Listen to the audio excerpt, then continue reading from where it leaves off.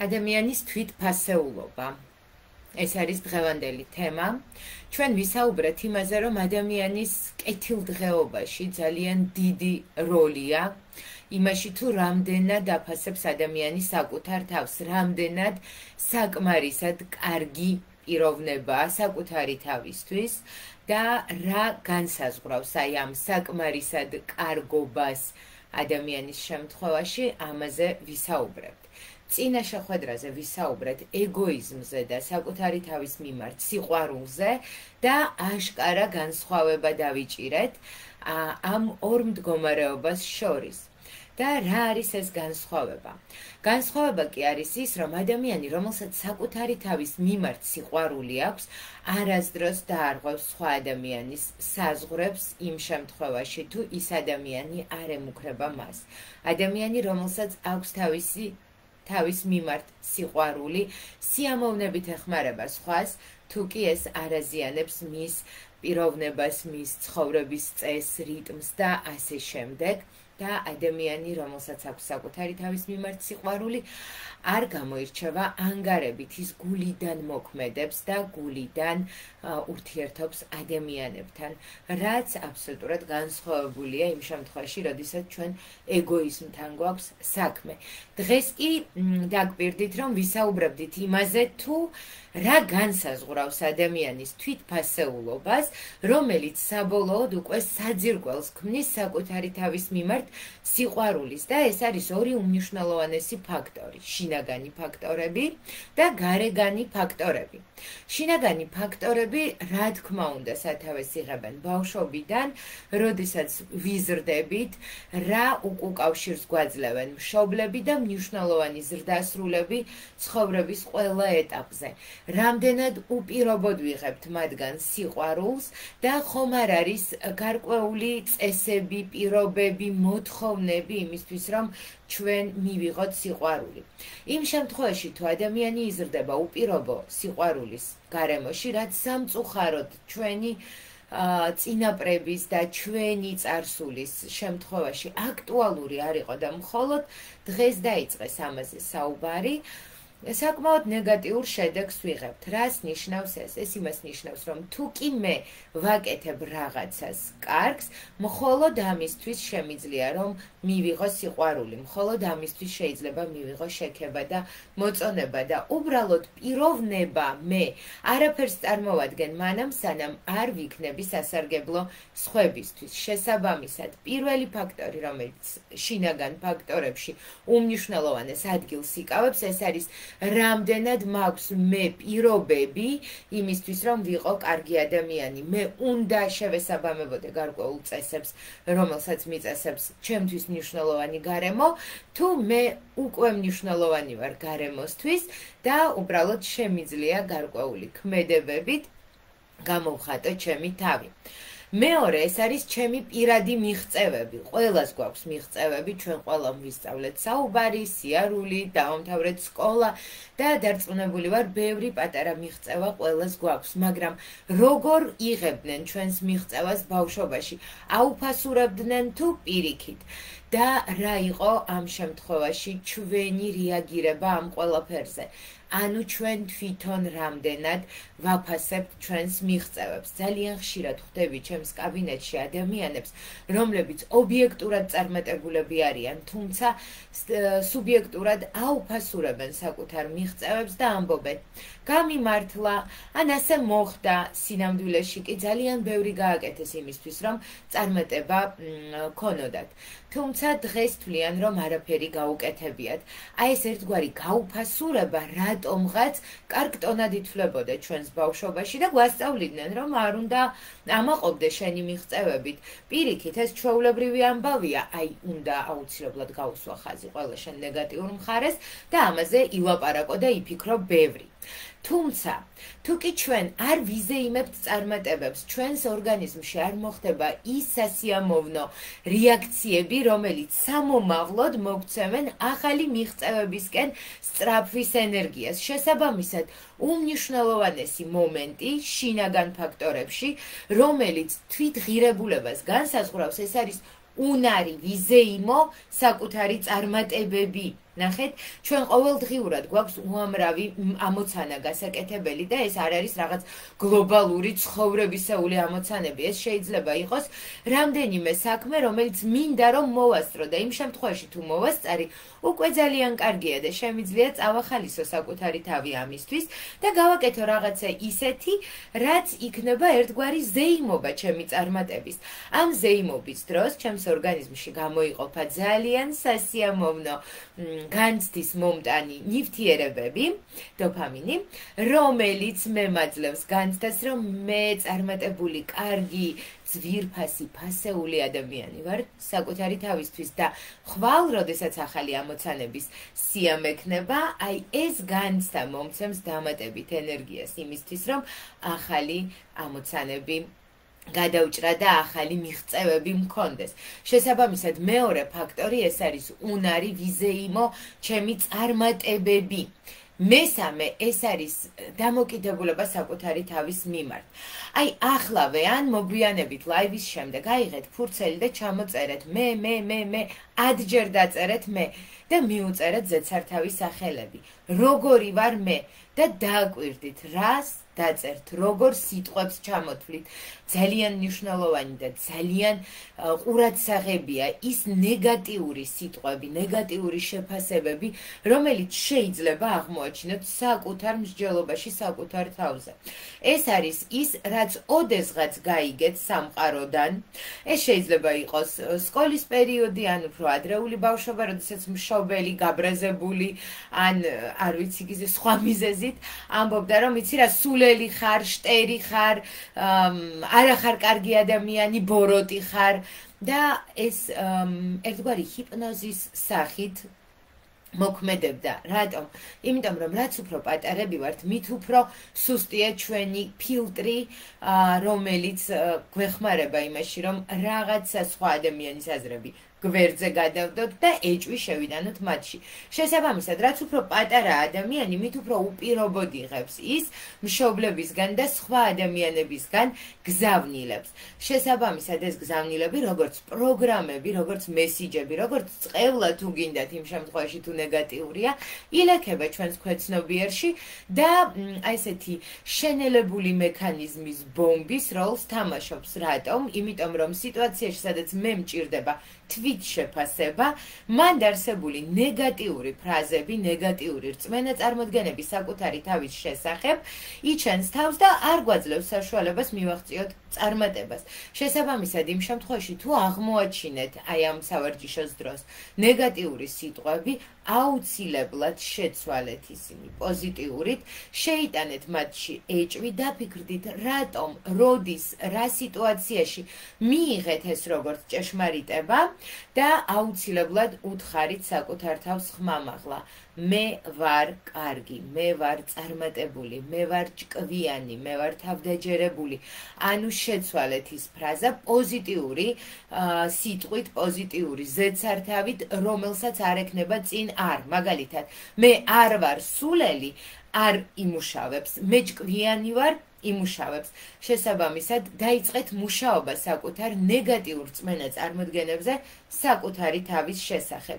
თუ ეს რწმენა წარმოდგენა ბევრია და მათი გავლენა თქვენს ცხოვრებაზე საკმაოდ ძლიერი, ამ შემთხვევაში აუცილებლად მიმართეთ თერაპევტს იმისთვის, რომ გადაამუშავოთ ეს რწმენა წარმოდგენები და შექმნათ ახალი ეფექტური რწმენა წარმოდგენები საკუთარი თავის შესახებ, რომლების დახმარებით მიიღებთ უფრო მაღალ თვითფასეულობას, შესაბამისად უფრო ეფექტურები და უფრო წარმატებულები გახდებით ყოველდღიურ ცხოვრებაში.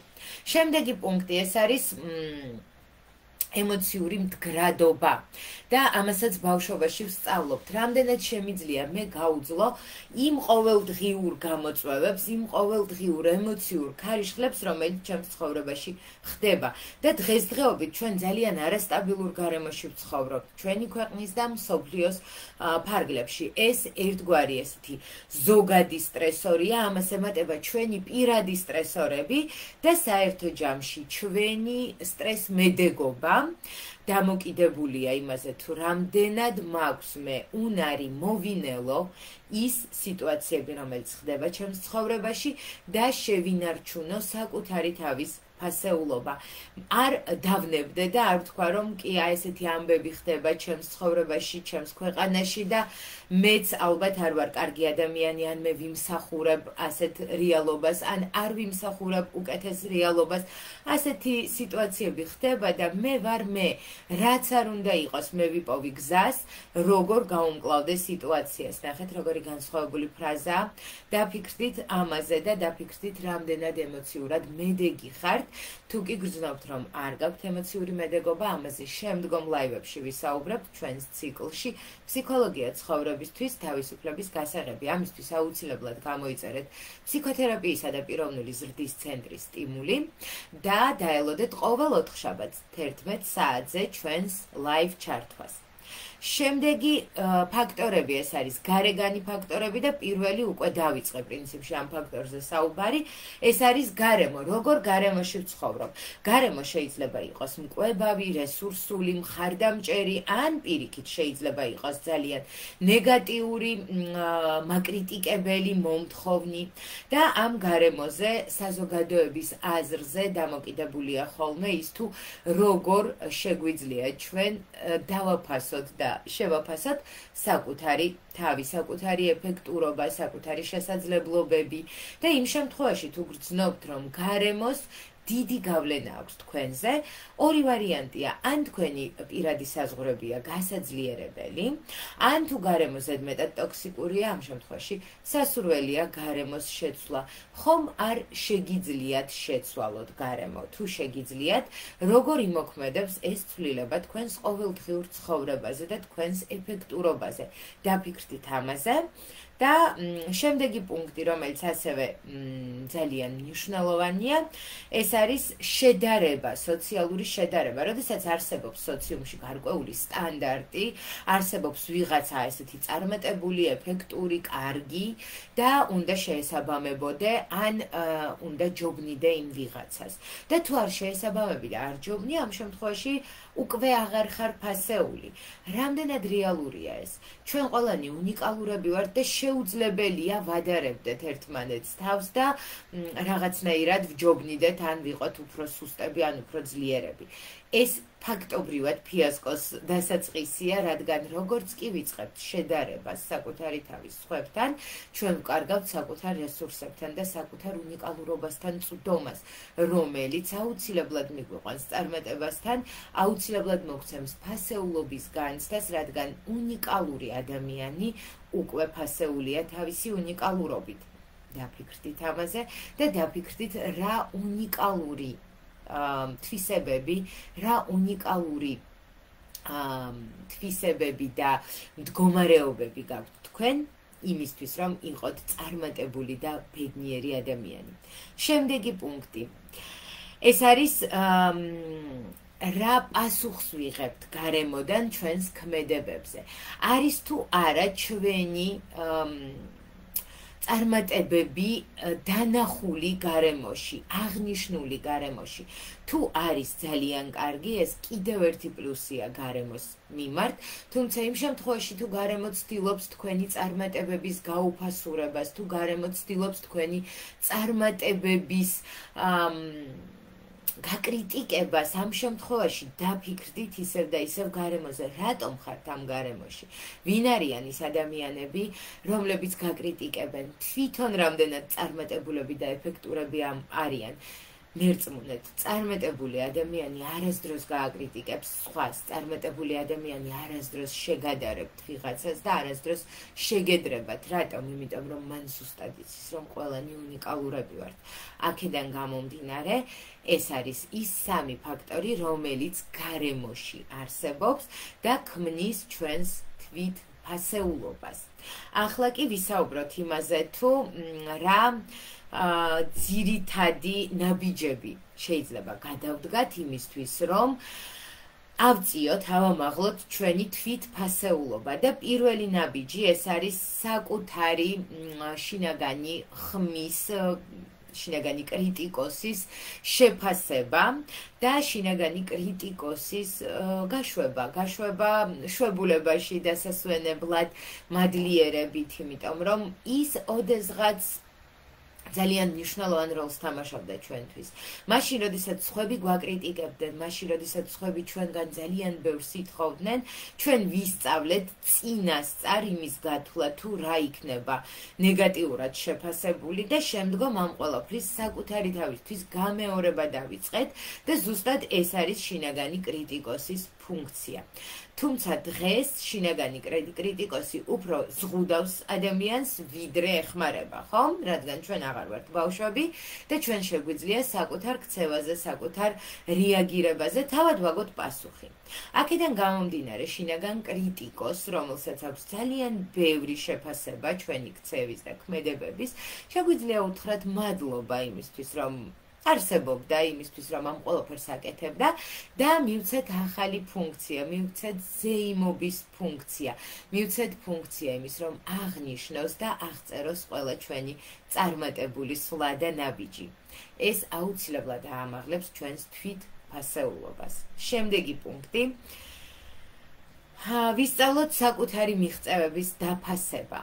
მე ძალიან მიყვარს სავარჯიშო, როდესაც ჩემ პაციენტებს ვთავაზობ წარმოიდგინონ მათი ტრიუმფის ოთახი, რომელშიც არის მათი ყველა დიპლომი, სიგელი, მედალი, ყველა წარმატებული მომენტი ფოტოს ან ვიდეოს სახით აღბეჭდილი და ერთგვარი დიდი დარბაზი გამოდის ხოლმე, სადაც დაწყებული ბავშვობიდან დამთავრებული დღევანდელი დღით ყველა მიღწევა არის ასახული. არის ფოტომასალა, ვიდეო მასალა, სადაც ადამიანს შეუძლია დაინახოს რამდენი წარმატება აქვს უკვე მიღწეული და ეს ძალიან მნიშვნელოვანია და როდესაც ადამიანს შეუძლია ამის დანახვა და დაფასება, ეს აუცილებლად გაზრდის მის თვითფასეულობას. შემდეგი პუნქტი არის